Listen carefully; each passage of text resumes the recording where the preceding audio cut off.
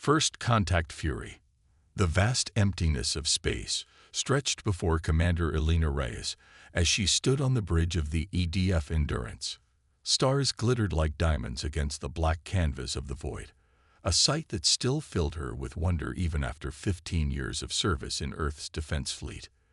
The Endurance, Earth's newest long-range exploration vessel, had been patrolling the outer reaches of human territory for 3 months now, charting star systems and searching for potential colony worlds.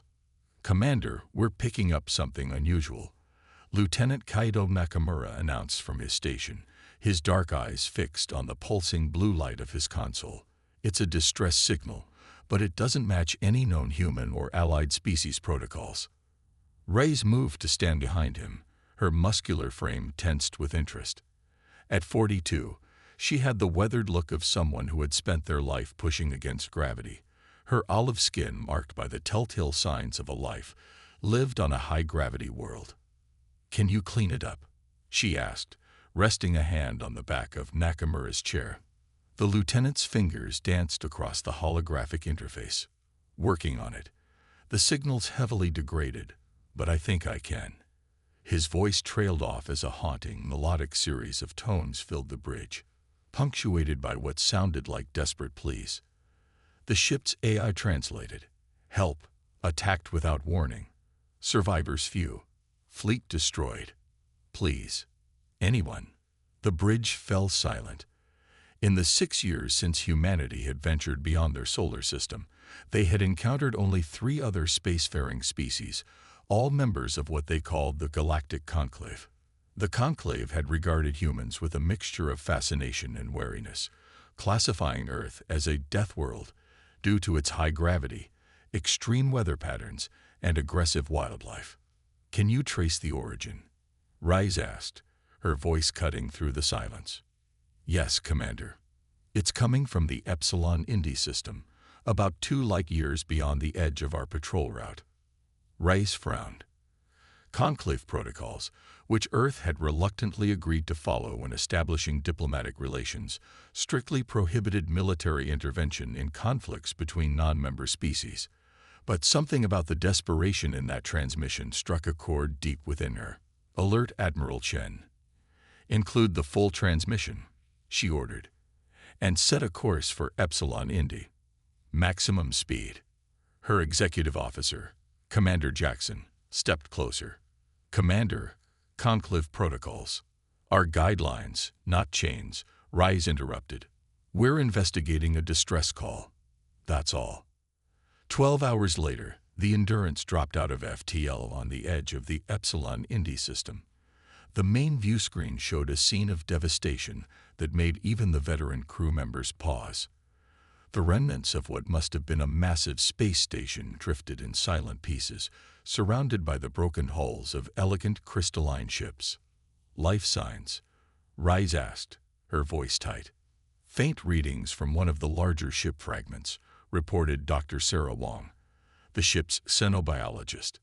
"But they're unlike anything in our database." Before Reyes could respond, Lieutenant Nakamura called out, "Commander, 3 vessels approaching from the far side of the system's gas giant. Configuration unknown, but they're heavily armed." The ships that appeared on the view screen bore little resemblance to the elegant crystalline vessels now reduced to debris.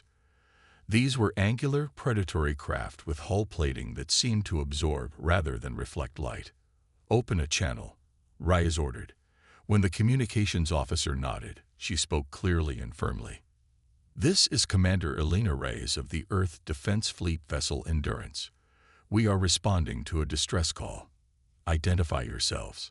The response came in the form of a harsh, guttural language that the ship's AI struggled to translate.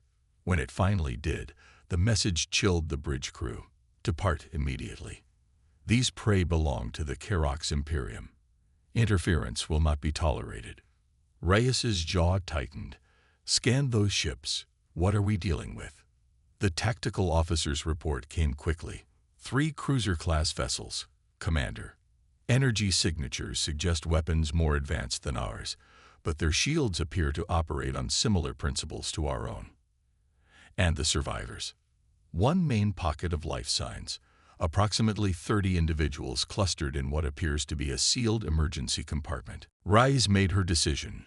Lieutenant Ross, place us between those ships and the survivors. Dr. Wong, prepare the medical bay for potentially very alien physiology. Lieutenant Nakamura, open the channel again. When the connection was established, Reyes stood tall. This is Commander Reyes. We are responding to a distress call from sentient beings under attack. We intend to render humanitarian aid, as is our right and obligation under universal principles of sapient ethics.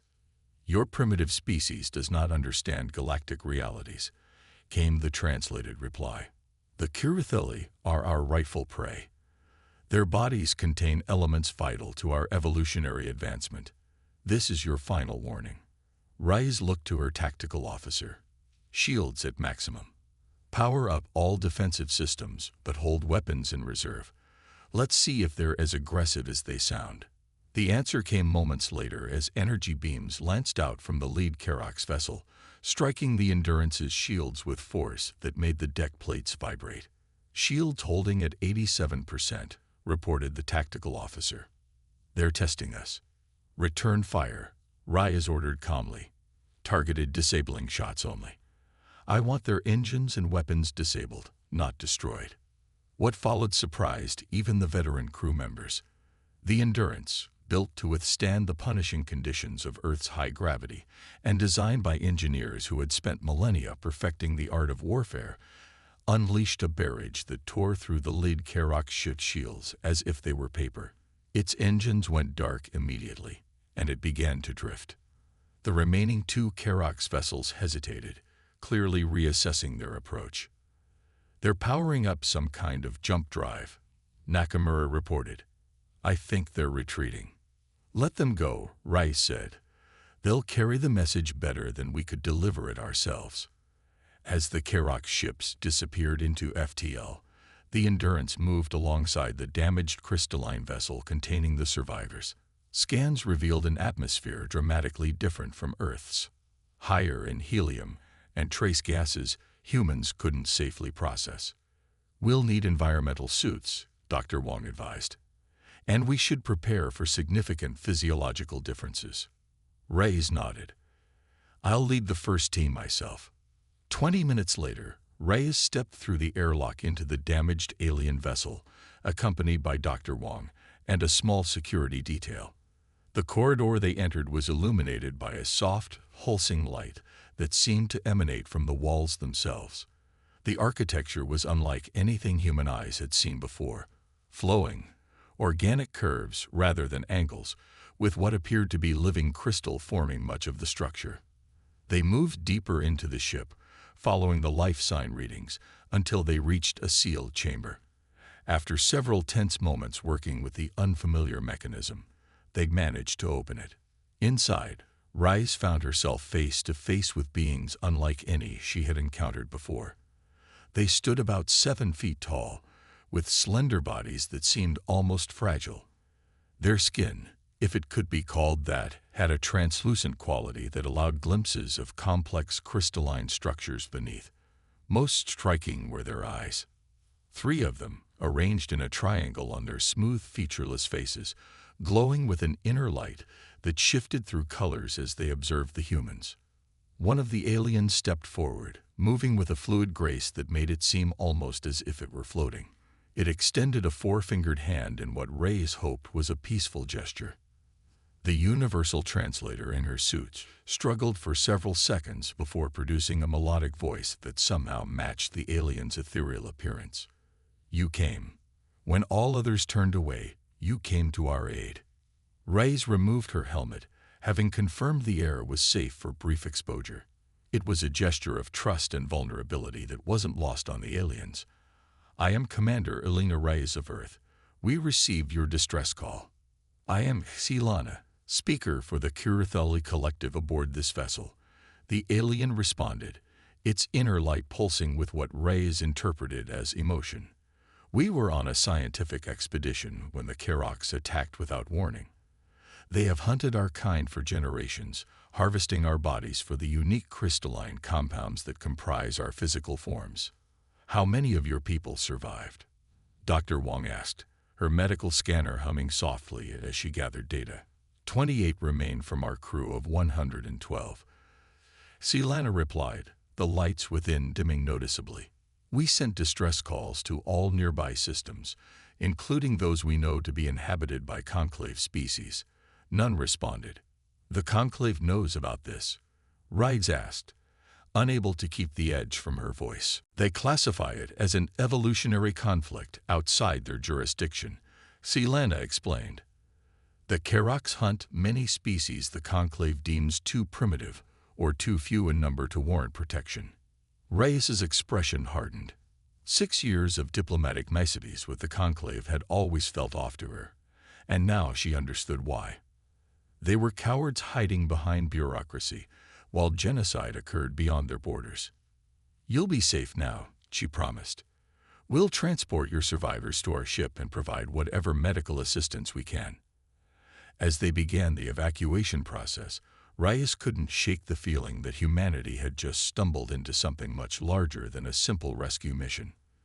The conclave had always treated humans with a mixture of condescension and thinly veiled fear, referring to them as Deathworlders because of Earth's challenging conditions. Perhaps now she understood why. It wasn't just that humans had evolved on a world with higher gravity and more aggressive fauna. It was that those conditions had forged in humanity something the conclave species lacked, a willingness to fight, to face danger head-on, rather than hide behind protocols and regulations. As the last of the Kirathuli were safely aboard the Endurance, Reyes received an urgent communication from Earth Command. Admiral Chen's face appeared on her private screen, his expression grave. Commander, the Conclave has formally protested your intervention in what they're calling a native conflict. They're demanding we withdraw immediately and hand over any aliens we've rescued. Reyes smiled grimly. With respect, Admiral, they can go to hell. I've just witnessed the aftermath of what appears to be systematic genocide, one the Conclave has been deliberately ignoring. The survivors are now under Earth's protection. To her surprise, Admiral Chen's stern expression softened into something that might have been approval. That's exactly what I told their representative. Humanity didn't claw its way to the stars to become bystanders to atrocity. He leaned closer to the screen. You've opened a door we can't close, Commander. The Conclave is furious. The Kerox are mobilizing, and Earth just made its first true allies in space. Return to Earth with the survivors as quickly as possible. The full fleet is being mobilized. As the Endurance prepared to jump to FTL, Reyes stood on the bridge looking at the starfield before her. Humanity had ventured into space hoping to find wisdom, friendship, and advancement. Instead, they'd found complacency, fear, and genocide. Perhaps it was fitting that the species the Conclave had dismissively labeled as Deathworlders would be the ones to finally stand against it. After all, humanity's greatest strength had always been its refusal to accept that some fights couldn't be won. Deathworld diplomacy. The Grand Assembly Hall of Earth's United Nations Space Command Headquarters buzzed with tension. Commander Elena Reyes stood at rigid attention before the assembled admirals and diplomatic corps, her dress uniform crisp despite the 36 hours she'd been awake since returning to Earth. Beside her, Speaker Silana's crystalline form shimmered under the bright lights, drawing curious and sometimes wary glances from the human officials. Admiral Chen paced before them, his weathered face grave as he addressed the assembly. The Conclave has issued an ultimatum. Return the Kirathuli survivors and withdraw from what they call evolutionary conflicts, or face immediate expulsion from all diplomatic and trade relations. A murmur ran through the gathered officials. Earth's economy had benefited significantly from Conclave technology exchanges, even limited as they were. And if we refuse? Asked Secretary General Okafor, her deep voice cutting through the noise. Then we stand alone, Chen replied simply. Silana stepped forward, light pulsing through their crystalline form in patterns that the humans had come to recognize as indicating strong emotion. Not alone, the translator conveyed. The Kuritheli remember those who stand for justice when others will not. But you should understand what you face.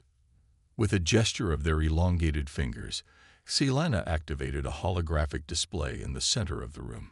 It showed the vast territories of the Conclave, dozens of star systems connected by established trade routes and defended by fleets of ships that dwarfed Earth's modest armada.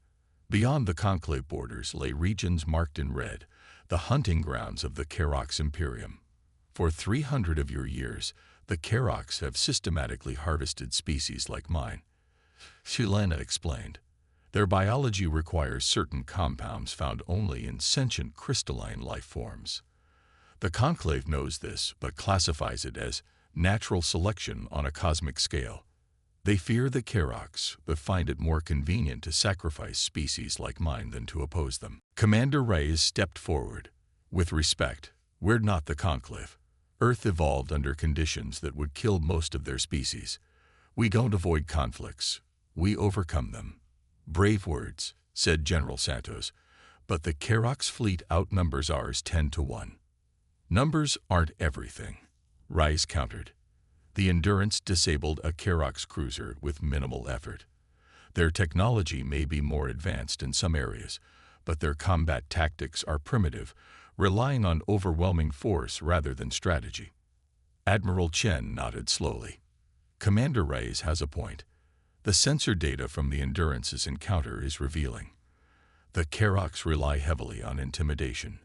Their actual combat capabilities appear less impressive than we initially feared. Dr. Wong, who had accompanied Reyes from the Endurance, raised her hand. There's something else you should know. I've been studying the Kuritheli physiology with Speaker Xilana's permission.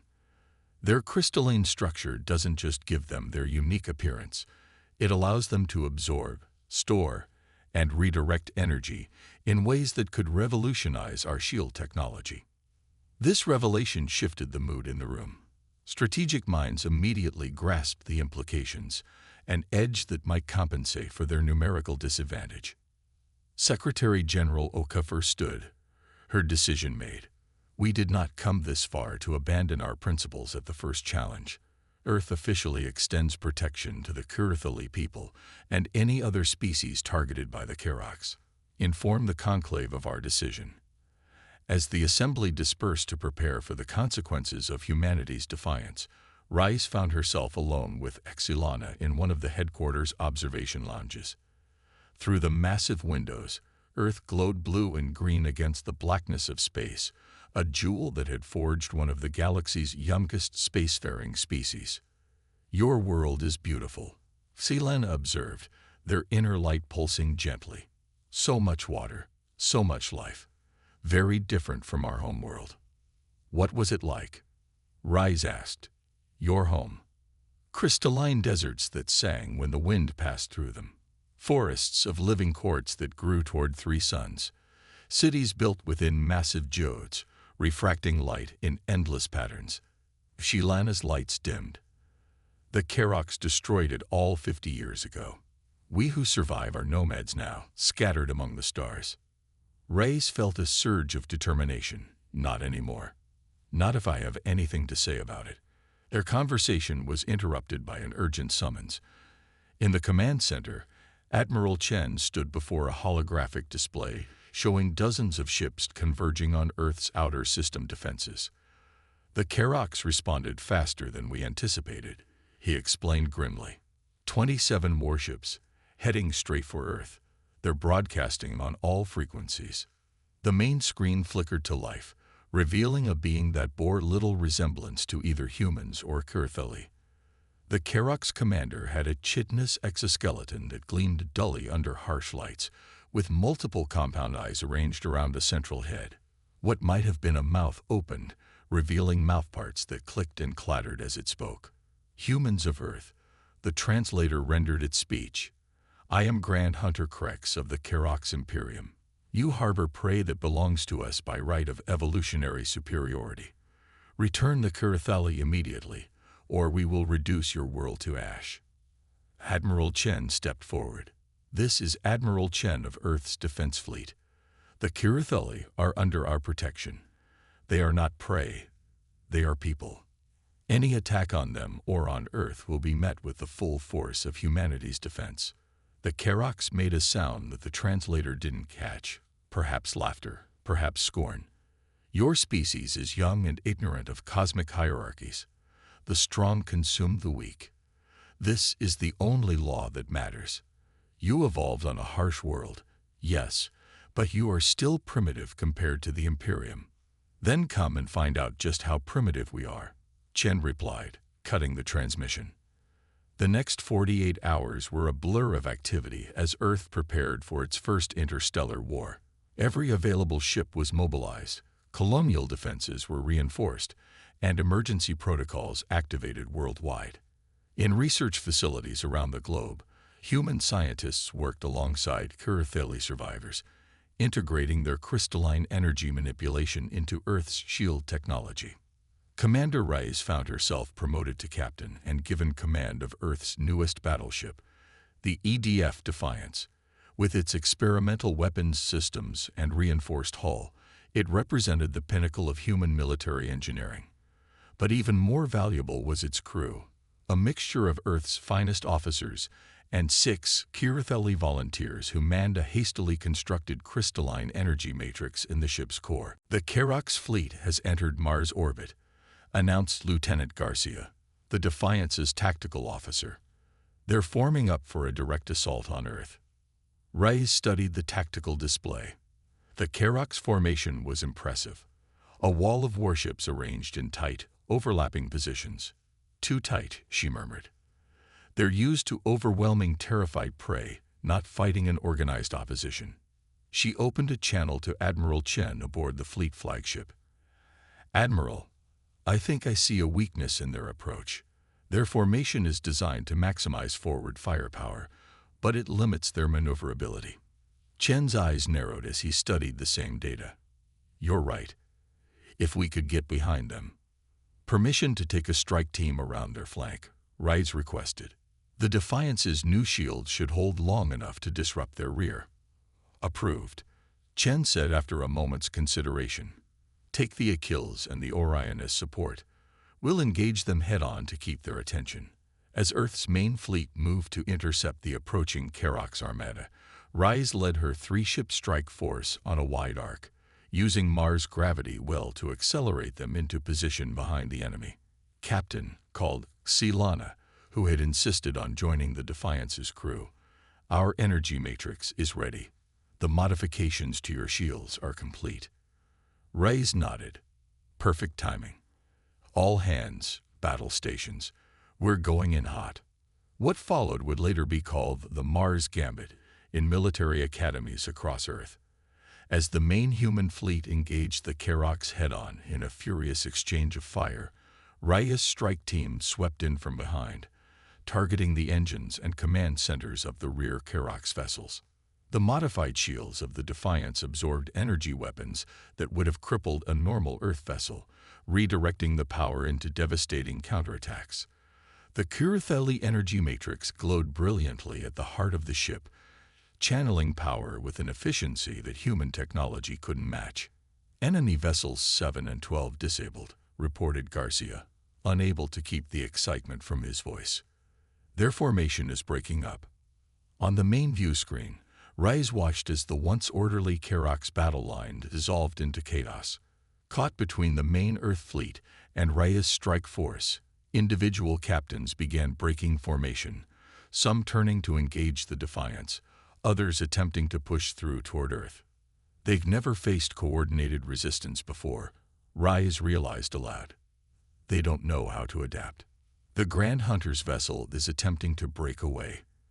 Silana observed, their crystalline form pulsing with what Rice had come to recognize as grim satisfaction. They seek to escape now that victory is not assured. Not on my watch, Rice said. Helm, intercept course. Weapons, target their engines but leave their communications intact. I want them disabled, not destroyed. The Defiance surged forward, cutting off the Grand Hunter's retreat. A precisely calculated weapons burst disabled the Kerok's flagship's engines, leaving it drifting helplessly. "Open a channel," Rise ordered. Grand Hunter Krex appeared on screen, its chitinous face unreadable to human eyes, but its posture radiating rage and disbelief. "Impossible," it clicked. "The prey does not defeat the hunter. This is not the natural order." "Maybe it's time for a new order," Rise replied calmly. "One where strength doesn't give you the right to exterminate others." Around them, the battle was winding to its conclusion. 7 Kerok's vessels had been destroyed, 14 disabled, and the remainder were retreating at maximum speed. Earth had lost 3 ships, with several others damaged but repairable. "You have a choice," Rise continued. "Withdraw from this region of space permanently and cease your hunting of sentient species, or face extinction yourselves. Because make no mistake, if you force this war to continue, humanity will finish it." Hours later, in the Grand Assembly Hall where this chapter had begun, a treaty was signed. The Kerok's Imperium, for the first time in its history, recognized boundaries it could not cross and prey it could not hunt. The Conclave, stunned by humanity's victory, hastily revised its classification of Earth from emerging Deathworld species to significant galactic power. Speaker Xilana stood before the assembled human officials, their crystalline form glowing with an intensity that reflected their emotion. "For generations, my people have fled among the stars, watching our numbers dwindle as the Keroks hunted us to near extinction. Today that ends. The Kirithali pledge our knowledge, our technology, and our friendship to humanity for as long as the stars burn." Secretary General Okafor stepped forward, extending her hand in the human gesture of partnership that Xilana had come to understand. "Together, we'll build something better than either of our species could alone." As the formal proceedings continued, Captain Rice found a quiet moment with Admiral Chen in one of the side chambers. "The Conclave representatives want to meet with you," Chen informed her with a wry smile. "Apparently, they're reevaluating their assessment of Deathworlders." Rice snorted. "Let them wait.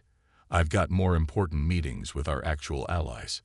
Chen's expression grew serious. "You understand what we've started here, don't you? Earth just announced itself as a protector species to the galaxy. The Kirithali won't be the last to seek our help." "Good," Rise said firmly. "Maybe that's why we evolved on a world that tried to kill us every day. Not just to survive, but to make sure others can too." Beyond the windows of the assembly hall, Earth continued its eternal dance around the sun, a blue-green jewel that had forged one of the galaxy's youngest spacefaring species, and now, unexpectedly, one of its most important defenders. In the once mighty halls of the Kerok's Imperium, Grand Hunter Krex faced the Imperial Council, mandibles clicking in agitation. "These humans are unlike any prey we have encountered. They do not flee. They do not cower. They fight with a savagery that matches our own." The ancient matriarch leaned forward on her crystalline throne, compound eyes gleaming. "Then perhaps they are not prey at all. Perhaps the galaxy's balance shifts." And shift it did. Throughout the nearby systems, word spread quickly of humans who had evolved on a world so harsh that other species called it a death world, of how these newcomers had stood against the dreaded Keroks and won, of how Earth now extended protection to those who could not protect themselves. For the first time in centuries, species that had hidden in fear began to emerge, reaching out to the strange, fierce creatures from Earth who had done what the Conclave would not. On the bridge of the newly repaired Defiance, now designated as Earth's primary diplomatic vessel, Captain Alina Reyes reviewed their next mission parameters. 3 new species had requested contact, all from worlds the Conclave had deemed too primitive for full diplomatic relations. "Ready to rewrite the Galactic rulebook again, Captain?" her XO asked with a grin. Reyes smiled, looking out at the stars that no longer seemed quite so empty or hostile. "That's what Deathworlders do best."